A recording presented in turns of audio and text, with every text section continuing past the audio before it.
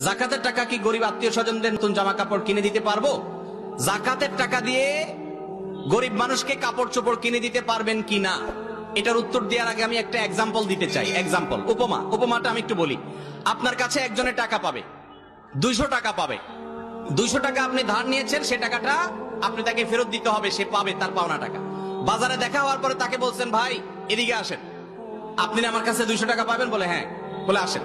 ডেকে নিয়ে ফল দোকানে নিয়ে গেলেন, নিয়ে 1 কেজি আপেল কিনে দিলেন 200 টাকা দিয়া বললেন যান বাড়ি যান। উনি যদি বলে ভাই কাহিনী কি? বলে কাহিনী হলো 200 টাকা পাবেন না, আপনি আপেল কিনে দিলাম, বাড়িতে চলে যান। কি বলেন? মায়ের একটাও নিচে পড়বে?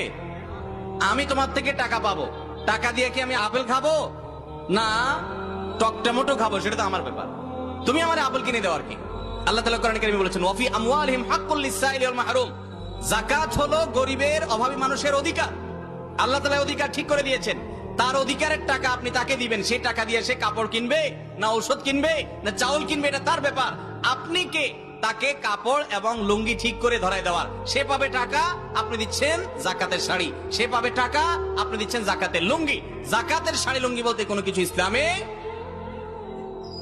আবার জাকাতের শাড়ি লুঙ্গি বলতে যেগুলো দেওয়া হয় এক দোয়াতে বরবাদ হয়ে যায়, আছে না আমাদের সমাজে? এগুলো উচিত নয়। জাকাত হিসাবে নগদ অর্থ দিবেন। হ্যাঁ, এক্সেপশন হতে পারে।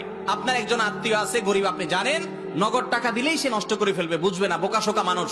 আপনি জানেন সে কথার কথা সেলাইয়ের কাজ করে, তার একটা ভালো মেশিন হলে সে উপার্জন করতে পারে, তাহলে জাকাতের টাকা দিয়ে তাকে আপনি মেশিন কিনে দিলেন, এটা ঠিক আছে। আপনি তাকে একটা রিক্সা কিনে দিলেন, এটা ঠিক আছে, কারণ সে নিজে হয়তো এটাকে ভালো ইউটিলাইজ করতে পারবে না। তো তার প্রয়োজনটা জেনে সেটা আপনি